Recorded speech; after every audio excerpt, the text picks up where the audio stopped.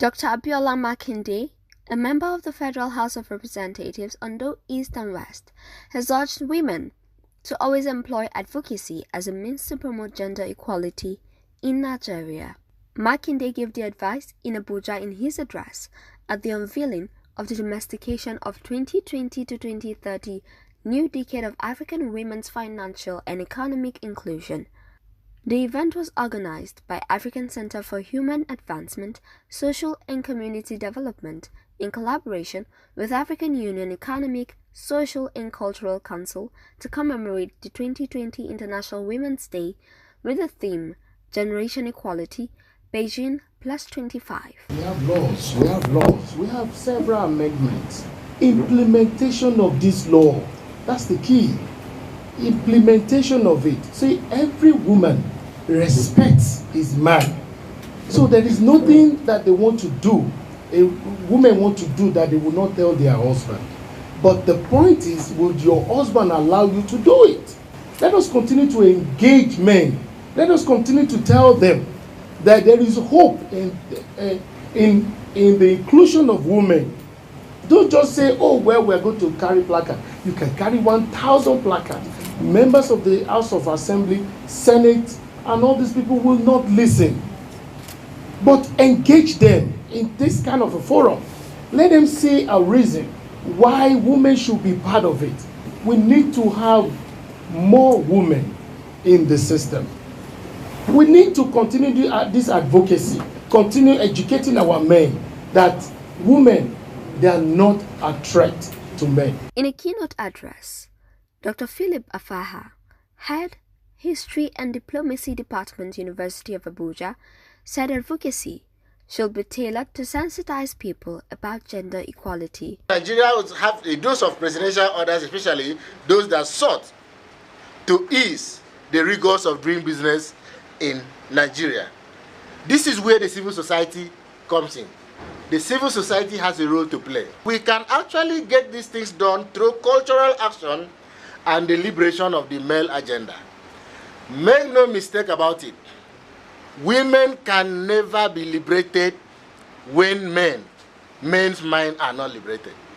Nigeria has a very strong misogynic culture.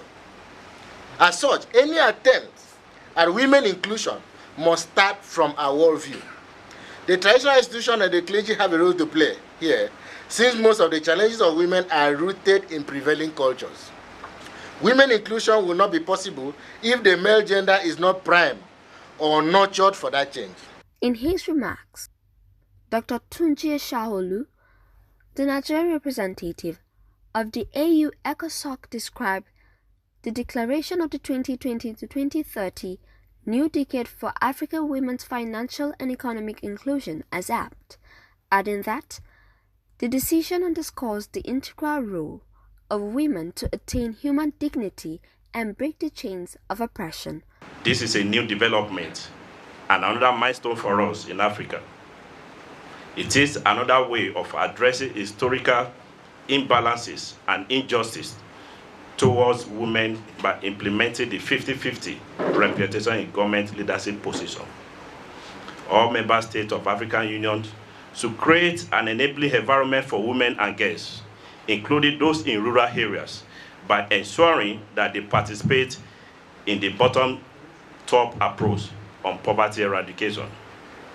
The nexus between gender equality, peace and development, and economic empowerment on the African continent can only be attained if women occupy high political and social positions.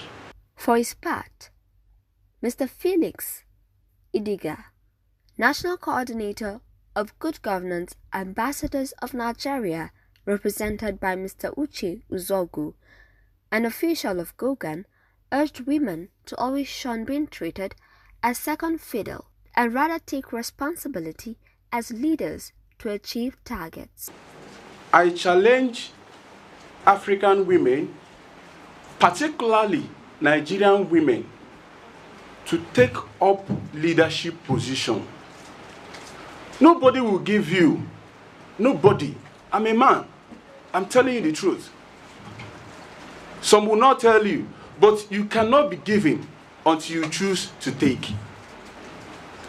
Now, if you take your time to check the trajectory, you find out that there are about 4 countries in Africa that are ranking top as per women representation in government: Namibia, South Africa, Rwanda, and Senegal. High point of the event was the conferment of an award of excellence in leadership on Dr. Rhoda Makinde, founder of Dr. Rhoda Makinde Initiative, an NGO.